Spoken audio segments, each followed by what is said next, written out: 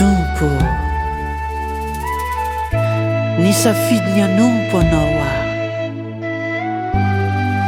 Marina fa mandalo fotoan-tsarotra indraindray,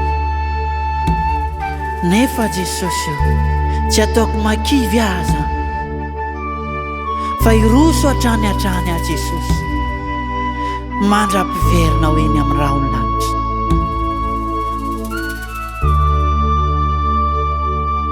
Tsy misy tsy manatrika dimpana rehefa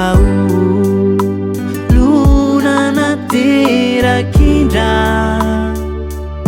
nefa minireo fitsapana mianjady dia hita fa mandresy Jesosy. Koapetrao eo aminy Jesosy, ny entao mavesatry ny fonao, fa izy tsy andahoanao mihitsy, na inona manjoanao. Ny famelany tompony ranomaso, irotsaka amin'ny fiainanao, tsy fanadino anianao sanatry, fa mba izinjanao fifalina. Koapetrao eo aminy Jesosy,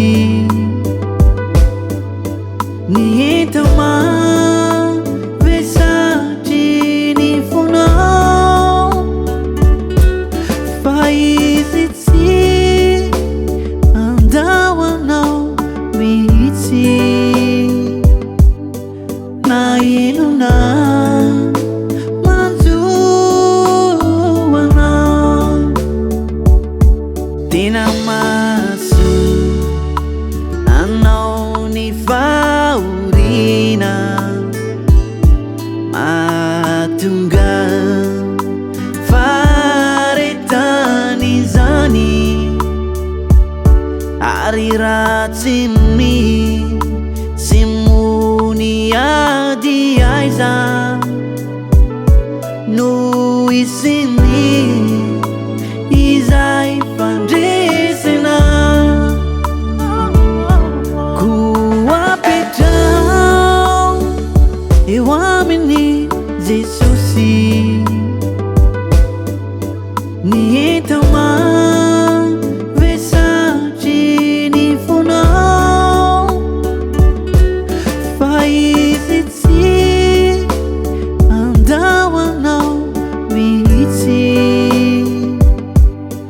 na inona manjoanao.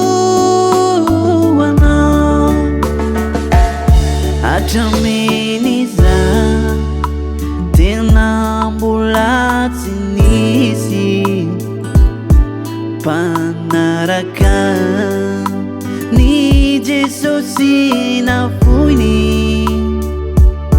koa ianao izay miatrikady mandrosoa miny anarany. Koapetrao eo aminy Jesosy, manakaiky anao Jesosy, ny entao mavesatry ny fonao, fa izy tsy andahoanao mihitsy, na inona manjoanao. Hallelujah. fantaro fa tsy reny.